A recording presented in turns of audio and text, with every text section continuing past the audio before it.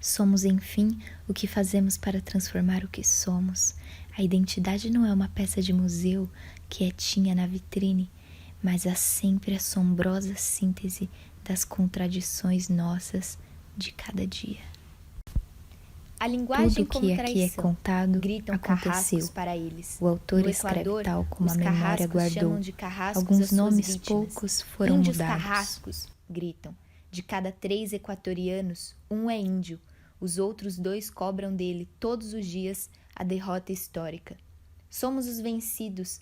Ganharam a guerra. Em Nós Montevidéu perdemos por existe um acreditar menino neles. que explica: Por isso, eu não me quero diz morrer Miguel, nunca, nascido no porque fundo quero da selva brincar amazônica. sempre. São No final tratados daquela como os noite, negros da tomaram África do juntos Sul. o café da Os manhã. índios não Como podem todos entrar os nos dias, hotéis ou a nos rádio restaurantes. transmitia música e Na notícias. escola metiam a lenha Nenhuma em mim notícia quando eu chamou sua falava a atenção. nossa língua. Me Os conta noticiários Lúcio, não nascido cuidam ao de sul da serra. sonhos. Meu pai me proibia de falar quechua.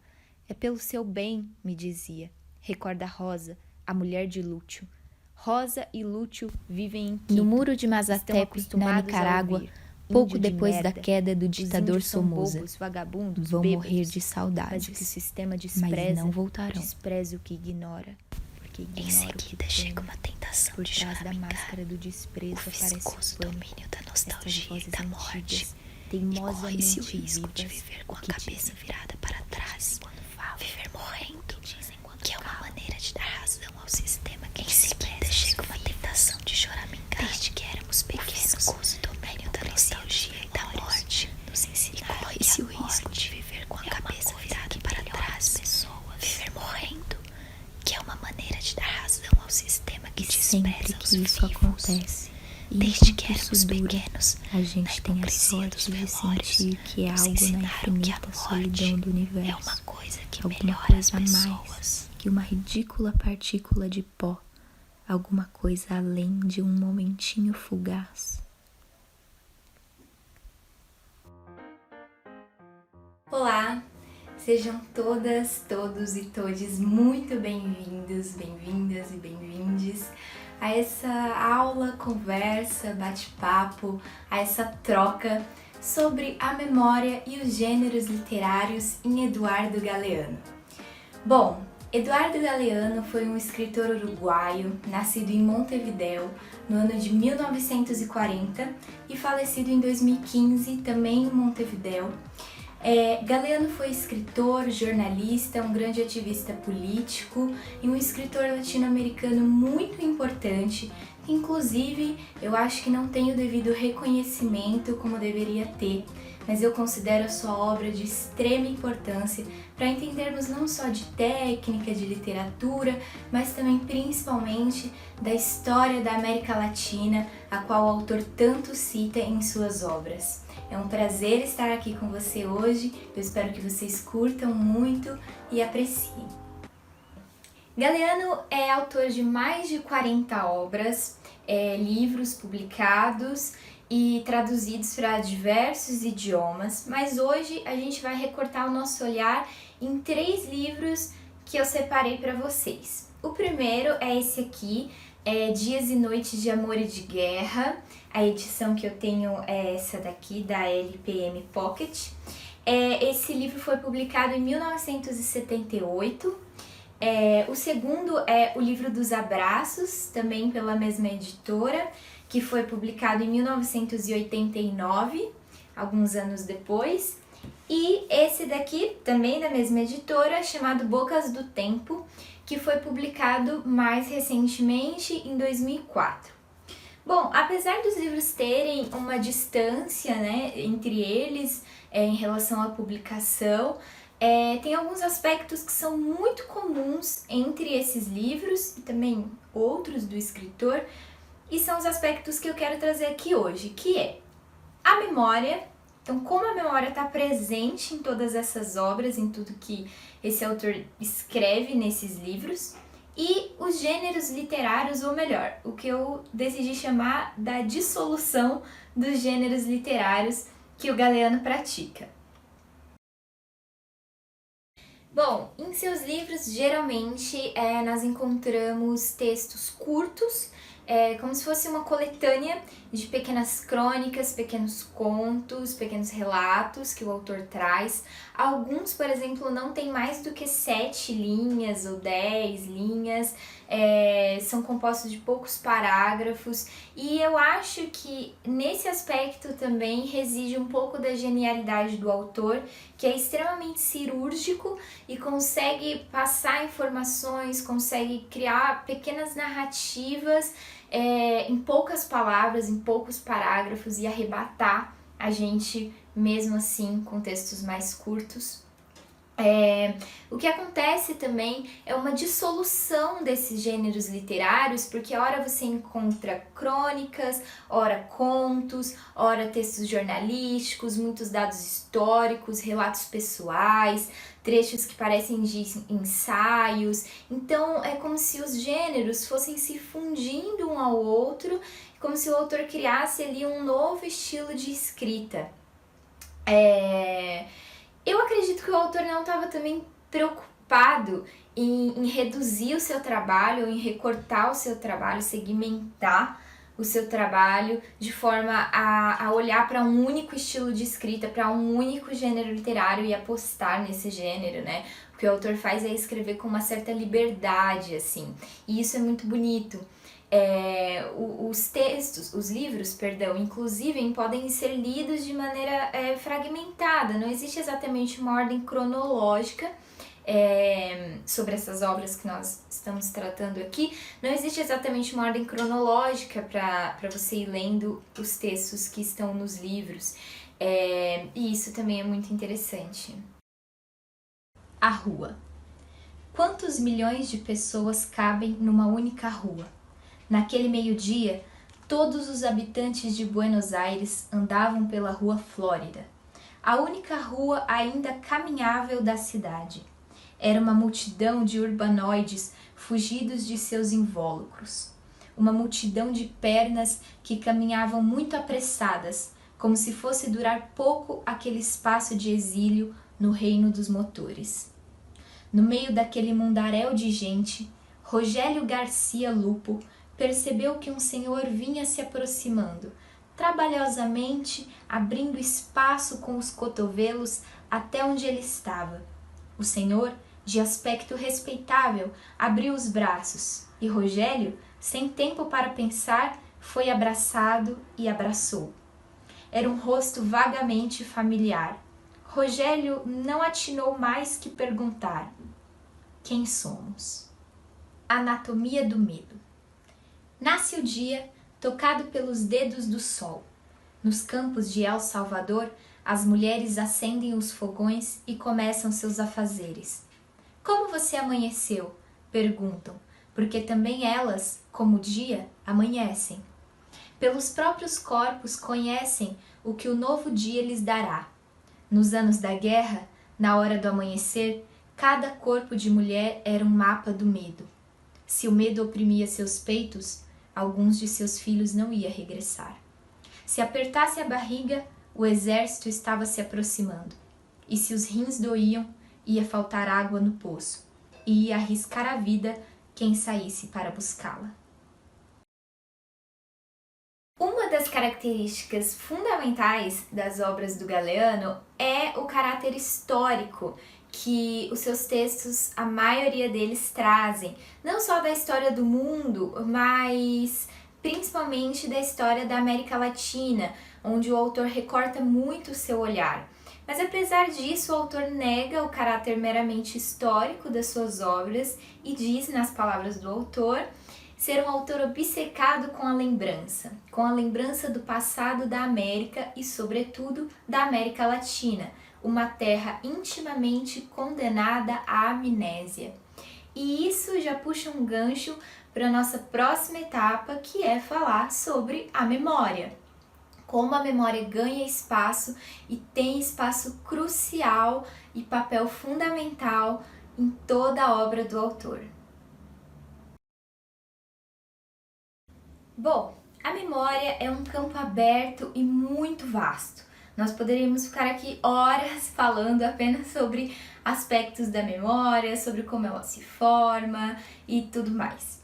Mas o que eu quero chamar a atenção aqui hoje é que, Primeiro de tudo, uma memória ela é formada a partir de percepções, a partir de experiências individuais e pessoais de cada indivíduo. Então vai depender do contexto dessa pessoa, vai depender de suas experiências anteriores, que vai dizer como ela vai assimilar determinados acontecimentos, determinados fenômenos das suas vidas pessoais ou do mundo e transformar esses acontecimentos em memórias. A história talvez seja o nosso grande caderno de memórias. O que acontece é que a história é contada, sem dúvida, de determinadas perspectivas.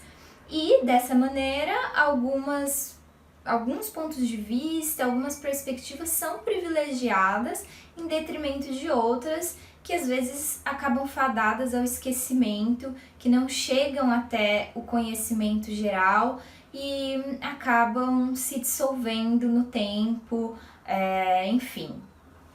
O que o Galeano faz é usar suas memórias, não só as suas memórias pessoais, individuais, sobre acontecimentos da sua vida pessoal, mas é usar essas memórias a favor da sua escrita, criando narrativas que nos contam também como a história da América Latina foi se dando ao longo de alguns anos, né? Que o autor traz pra gente.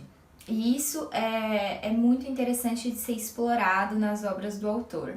Não só a história, não só os cadernos, os livros de história, mas a literatura também pode assumir esse papel de reunir relatos, denúncias, fatos que ajudam a preservar a memória de determinados povos, de determinadas pessoas, de determinados países, territórios, em determinados tempos também do contexto histórico e contribuir para que essas memórias não se dissolvam, para que essas histórias não se percam.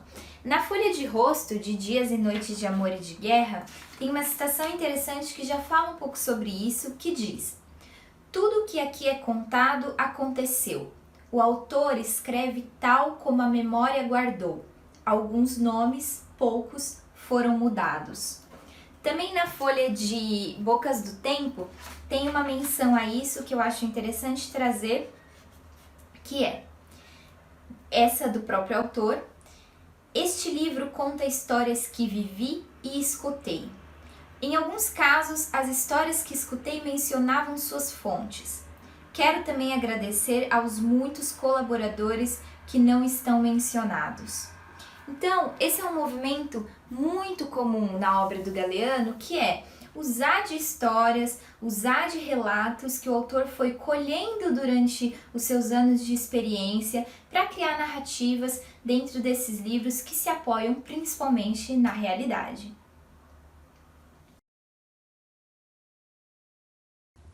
A memória queimada. Em 1499, em Granada, o arcebispo Cisneros atirou às chamas os livros que contavam 8 séculos de cultura islâmica na Espanha, enquanto 13 séculos de cultura judaica ardiam nas fogueiras da Inquisição. Em 1562, em Yucatán, Frei Diego de Landa mandou para a fogueira 8 séculos de literatura maia. Outros incêndios ocorreram antes no mundo, memórias arrojadas ao fogo, e muitos aconteceram depois. No ano de 2003, quando as tropas invasoras concluíram a conquista do Iraque, os vencedores rodearam com tanques e soldados os poços de petróleo, as reservas de petróleo e o Ministério do Petróleo. Porém, os soldados assoviaram e olharam para o outro lado quando foram esvaziados todos os museus e foram roubados todos os livros de barro cozido que contavam as primeiras lendas, as primeiras histórias e as primeiras leis escritas no mundo. Ato contínuo, foram queimados os livros de papel. A Biblioteca Nacional de Bagdá ardeu e viraram cinza mais de 500 mil de livros. Muitos dos primeiros livros impressos em língua árabe e em língua persa morreram ali. E já que estamos falando de memória, de história, de lembranças, de literatura, de preservação, eu acho extremamente importante também situarmos o contexto histórico do qual a gente está falando aqui e do qual o autor tanto faz uso para criar a sua obra, né? Então, é importante dizer que foi uma época de intensas transformações, não só no mundo, mas na América Latina também, de disputas e transformações sociais, políticas, econômicas. Essa não é uma aula de história, então devo dizer que isso é só uma pincelada, mas durante as décadas de 60 e 80, principalmente, a maior parte dos países latino-americanos passaram por processos ditatoriais, sofreram golpes militares, e isso deixou muitas marcas nesses territórios, nas suas sociedades e na maneira como os países se desenvolveram dali para frente, né? E é exatamente sobre esse período que Galeano tanto fala, né? Algumas das razões disso pode ser observada desde o processo de colonização da maior parte desses países. Só fazendo uma pequena digressão, existe outro livro, talvez o mais famoso do autor, chamado As Veias Abertas da América Latina, onde o autor traz exatamente esse processo desde a colonização até o período contemporâneo, mostrando os impactos que esse processo tão brutal e violento trouxe para esses países. Os processos ditatoriais encarceraram, mataram, perseguiram, censuraram, exilaram milhares de pessoas da sociedade civil, dizimaram grande parte da população, especialmente da população nativa desses países, perseguiram militantes, artistas, professores, enfim, aliados de movimentos sociais que lutavam e que deram o seu sangue, metaforicamente ou literalmente, por uma reforma social realmente genuína em seus países. E é isso que o Galeano traz muito fortemente nas suas obras, né? Ele resgata, exatamente faz esse resgate dessas vozes que foram silenciadas, escritoras, escritores, índios, negros, mulheres, crianças, trabalhadores, pessoas que estiveram à margem e que ainda estão, pois se tratam de minorias, apesar de serem maioria, e dá voz a essas pessoas. E isso é muito bonito, porque traz esses acontecimentos históricos exatamente na perspectiva de quem os sofreu mais violentamente.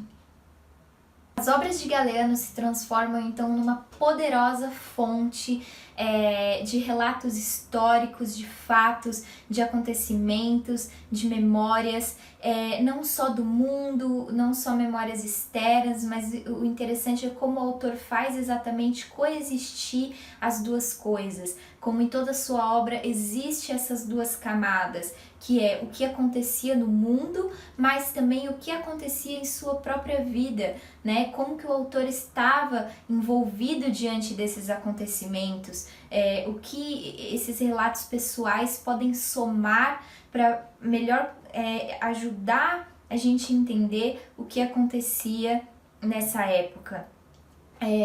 A denúncia de Galeano não se concentra somente nas palavras afiadas sobre violência, sobre repressão, mas traz também um lirismo e uma poesia extrema que tornam até mesmo os relatos mais cruéis, bonitos, emocionantes. O autor fala sobre o capitalismo, sobre a elitização, sobre o colonialismo, sobre a influência midiática, sobre a educação, mas fala também sobre amor, sobre saudade, sobre companheirismo, sobre luta, sobretudo sobre resistência, e é isso que torna a obra do autor tão singular e essa harmonia tão perfeita entre esses dois aspectos, da vida individual, do olhar pessoal do artista, mas também sem desconsiderar de maneira alguma a externalidade e o que acontecia para além do artista. Os índios. 1. Vindo de Temuco, adormeço na viagem. De repente, os fulgores da paisagem me despertam. O vale de Repocura aparece e resplandece frente aos meus olhos, como se alguém tivesse aberto de repente as cortinas de outro mundo. Mas dessas terras já não são como antes, de todos e de ninguém. Um decreto da ditadura de Pinochet rompeu as comunidades, obrigando os índios à solidão. Eles insistem, porém, em juntar suas pobrezas e ainda trabalham juntos, dizem juntos. Vocês vivem uma ditadura há 15 anos, explicam aos meus amigos chilenos. Nós, há 5 séculos.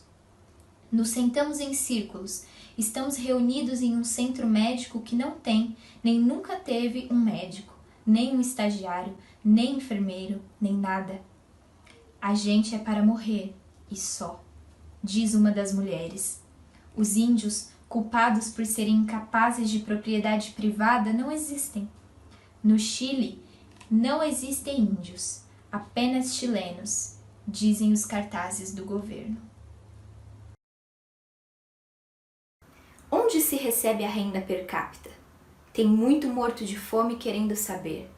Em nossas terras, os numerinhos têm melhor sorte do que as pessoas. Quantos vão bem quando a economia vai bem? Quantos se desenvolvem com o desenvolvimento? Em Cuba, a revolução triunfou no ano mais próspero de toda a história econômica da ilha. Na América Central, as estatísticas sorriam e riam quanto mais fodidas e desesperadas estavam as pessoas. Nas décadas de 50, de 60, de 70, anos atormentados, tempos turbulentos, a América Central exibia os índices de crescimento econômico mais altos do mundo e o maior desenvolvimento regional da história humana. Na Colômbia, os rios de sangue cruzam os rios de ouro. Esplendores da economia, anos de dinheiro fácil. Em plena euforia, o país produz cocaína, café e crimes em quantidades enlouquecidas. As obras de Galeano nos conduzem o tempo inteiro por uma corda bamba, entre a lâmina afiada e entre um colchão de seda. Eu gosto muito de usar essa metáfora porque eu, como leitora, sinto que é exatamente isso, é exatamente por esse caminho que o autor nos conduz. É como se ele nos pegasse pela mão e nos levasse para uma investigação, para uma observação intensa da realidade, do plano que se apresenta diante de nós e como um escavador nos levasse a essa tarefa, a esse exercício de escavar a realidade, o cotidiano e encontrar material, matéria-prima para a criação não só literária, mas artística no geral e para nossa própria observação e formação enquanto cidadãs, cidadãos, enquanto seres humanos. O autor faz isso com uma simplicidade muito grande, o que eu acho extremamente admirável em sua obra. É uma escrita simples e exatamente por isso eu acho que ela se torna tão sofisticada, porque a partir de poucas palavras, como eu disse no início, e de uma escrita crua, simples, o autor transmite mensagens extremamente profundas. A obra de Galeano ainda, apesar de, óbvio, ter sido escrita em determinado contexto em que o autor viveu, se torna atemporal de alguma maneira. Primeiro porque traz uma narrativa histórica que infelizmente tende a se repetir, tende a se perpetuar ao longo do tempo. Então, por exemplo, apesar de vivermos em uma democracia, temos traços, por exemplo, capitalistas, de formas de governo, que permanecem até hoje, desde a época em que o autor escrevia, que também não é uma época tão distante da nossa, né? Mas também existe um outro aspecto que é: as obras do autor falam muito sobre as relações humanas, sobre as sensações, as emoções, os afetos que são naturais a nós, as nossas relações, e é exatamente por isso que eu acredito que exista essa identificação quase imediata entre leitor, leitora e artista, no caso desse autor. Ele prova que a matéria-prima, a inspiração para escrever, para criar, pode estar nas maiores banalidades do cotidiano, em simples conversas, dentro de um transporte público, em imagens, em simples acontecimentos do cotidiano, que muitas vezes são lidos como banais, como comuns, mas podem ser poderosas fontes de inspiração para a criatividade, para a criação literária e para falar sobre coisas extremamente profundas e importantes para nós, enquanto indivíduos, enquanto seres humanos, enquanto cidadãs, cidadãos viventes no mundo. Sabemos então, sobretudo, sobre como as obras do autor estão pautadas na realidade, naquilo que é real, no acontecimento vivo, orgânico, dinâmico que acontece na vida, no mundo, na cidade, nas relações. Em entrevista dada para a NSC Total em outubro de 2008, o autor faz 2 falas sobre isso extremamente interessantes. A primeira: fui um péssimo estudante de história e os museus me aborrecem. Me apaixona, isso sim, a realidade, com suas histórias secretas, suas zonas invisíveis que escondem as pequenas coisas da vida cotidiana. E isso vale para o presente e para o passado, e vale para a realidade desperta e para a realidade adormecida, ou que acontece enquanto dorme e tem sonhos e pesadelos. Outra citação: é ela, não sou eu. Ela, a realidade, é que me oferece essa poesia. Eu a traduzo trabalhando duro para ser digno de sua capacidade de ser bela. E encontro a mais alta beleza na lixeira da história, ali onde repousam os desdenhados, os ninguém, os que têm voz, mas não são ouvidos. Elas e eles são os que fulguram com as luzes mais deslumbrantes no ignorado arco-íris da terra. Acho que não tem nenhuma palavra que eu use que seja melhor ou mais bonita do que as do próprio autor em relação a isso, mas quero chamar a atenção exatamente para o fato do autor trazer à tona essas vozes silenciadas, essas vozes que não têm oportunidade, que não usufruem desse direito real de se expressarem, de colocarem as suas verdades, os seus corpos, as suas vivências, experiências e sabedorias no mundo. O autor, de maneira muito generosa, tenta resgatar isso, e isso torna também um grande ouvinte de histórias, né? O autor usa uma série de relatos que colheu durante seus anos de trajetória para construir as suas narrativas, falando de muitas pessoas, que provavelmente algumas ele só viu uma única vez na vida, mas encontrou ali uma oportunidade de eternizá-las em seus livros. Esse é um trecho de Minha Segunda Morte Foi Assim, em Dias e Noites de Amor e de Guerra. Depois me levantei e caminhei. Senti a areia nas plantas dos pés descalços e as folhas das árvores tocavam meu rosto. Tinha saído do hospital feito um trapo, mas tinha saído vivo. E não me importavam porra nenhuma o tremor do queixo ou a frouxidão das pernas. Me belisquei, ri. Não tinha dúvidas nem medo. O planeta inteiro era terra prometida. Pensei que conhecia umas tantas histórias boas para contar aos outros e descobri e confirmei que meu assunto era escrever. Muitas vezes tinha chegado a me convencer de que esse ofício solitário não valia a pena e se um o comparava, digamos, com a militância ou a aventura. Tinha escrito e publicado muito, mas me faltou coragem para chegar ao fundo de mim e abrir-me por completo e oferecer isso. Escrever era perigoso, como fazer o amor como se deve. Aquela noite percebi que eu era um caçador de palavras. Para isso tinha nascido.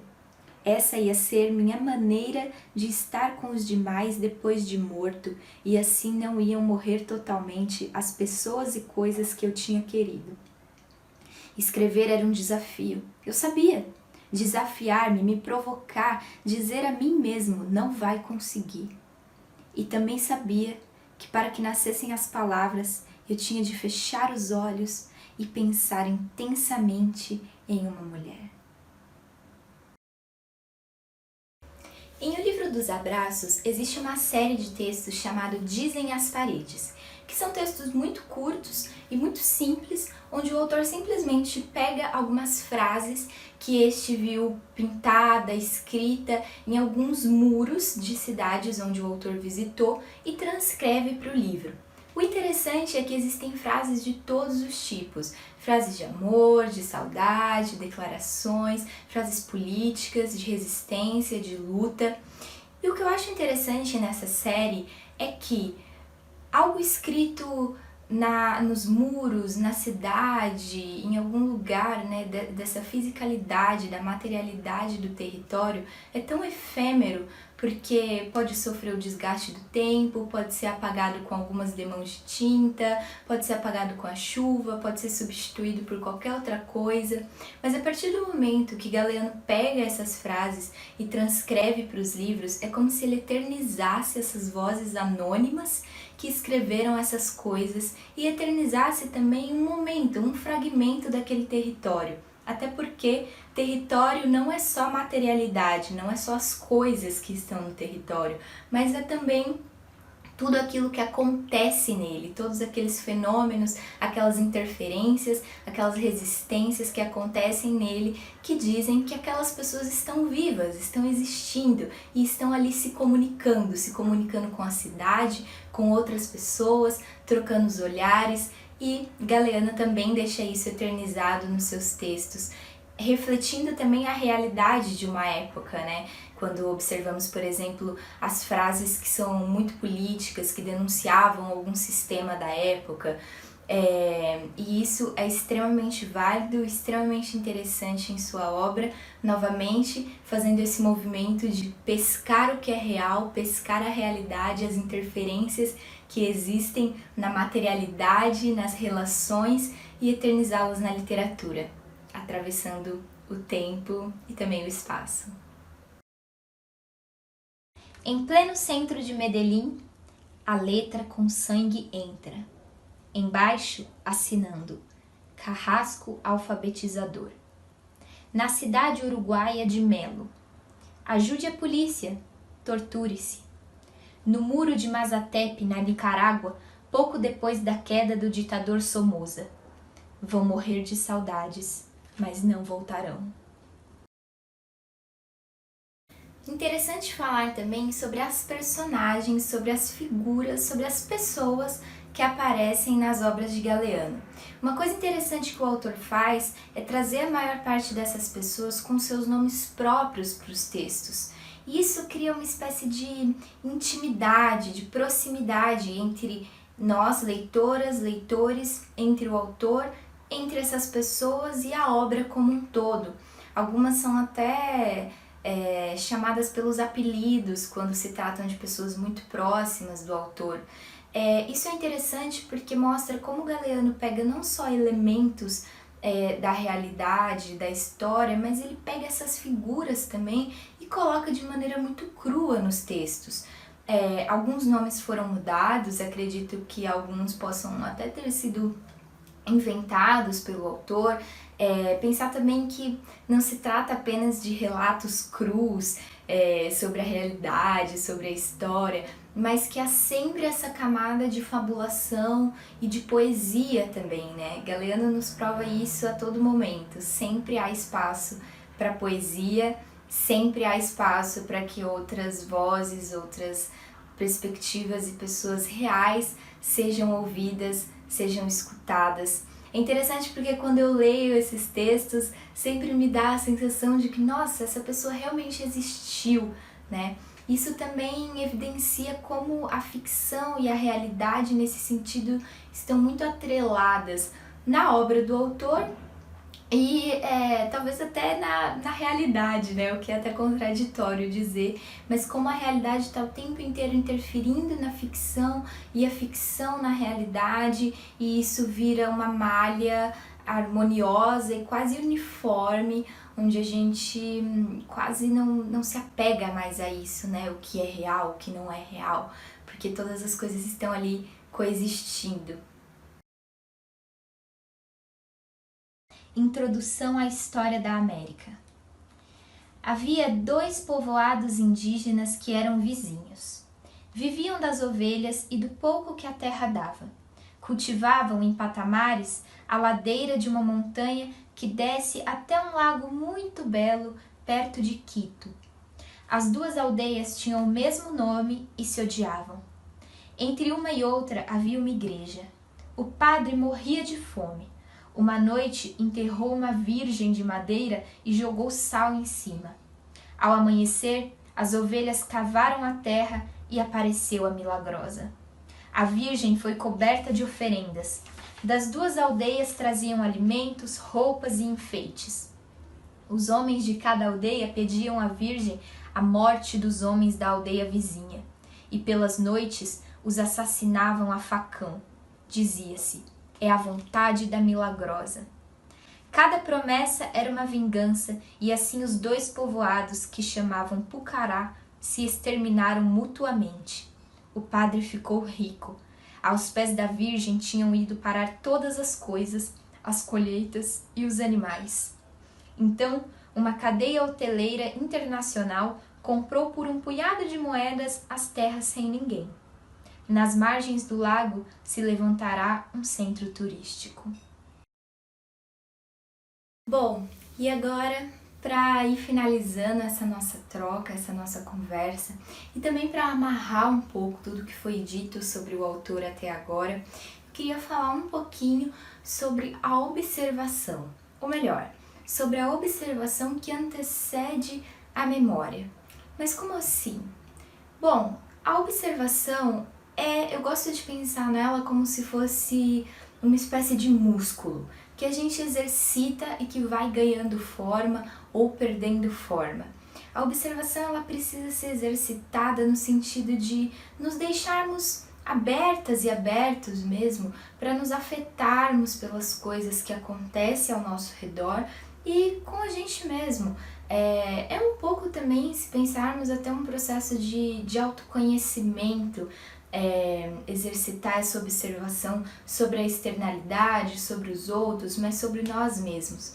O que eu quero dizer é que a observação atenta, esse interesse pelas relações, pela externalidade, por observar, por captar de alguma maneira aquilo que acontece no mundo, nos ajuda a interpretar esse mundo, a assimilar esses acontecimentos, elaborar e com certeza também contribui muito para o processo criativo. Acredito que Galeano era um intenso, ávido observador, um bom ouvinte também. Isso nos reforça a importância dos encontros, a importância de abrirmos espaço para que outras influências nos afetem, né? Para que as nossas obras não se tornem obras egoístas, centradas apenas em nós mesmos, mas que de alguma maneira converse com outros olhares, encontre outros olhares, e isso é possível também através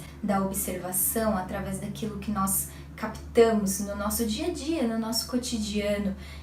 Com certeza, a partir dela irá surgir uma série de inspirações para que a gente escreva, para que a gente crie, para que coisas belas nasçam e existam no mundo. É claro que, se tratando da observação, mesmo que 2 ou mais pessoas observem o mesmo objeto, talvez essas pessoas não tenham a mesma percepção, a mesma interpretação, o mesmo ponto de vista, a mesma maneira de descrever ou de se afetar por aquele objeto. E isso é natural e é também muito válido e muito positivo. Isso quer dizer que há aí uma possibilidade de conflito e o conflito abre espaço para o debate, para a troca, para o diálogo, para as diferenças, sobretudo, e isso é muito, muito válido e muito positivo, não só para a escrita, para a literatura, para o fazer artístico, mas para as nossas vidas políticas, para as nossas vidas sociais, culturais e pessoais e individuais também, para a nossa construção enquanto pessoas, enquanto cidadãs, cidadãos, enquanto agentes políticos. Isso é algo que o Galeano reforça muito em suas obras também, como essa troca de experiência, essa troca de pontos de vista, olhar para um mesmo lugar e ver coisas diferentes, pode abrir aí um caminho muito vasto e muito fértil de possibilidades, de potência e de encontros. Porque também é muito bom quando o nosso olhar encontra com o de outras pessoas, esses olhares e essas percepções, essas ideias se conversam e se constroem juntas, porque juntos vamos sempre mais longe e melhor. A cultura não terminava para nós na produção e consumo de livros, quadros, sinfonias, filmes e obras de teatro. Nem começava ali. Entendíamos por cultura a criação de qualquer espaço de encontro entre os homens e eram cultura para nós todos os símbolos da identidade e da memória coletivas, testemunhas do que somos, as profecias da imaginação, as denúncias do que nos impedem de ser.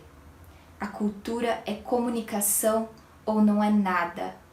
Publicávamos textos sobre a realidade, mas também e principalmente textos vindos da realidade. Palavras recolhidas na rua, nos campos, nas minas, histórias da vida, quadras populares.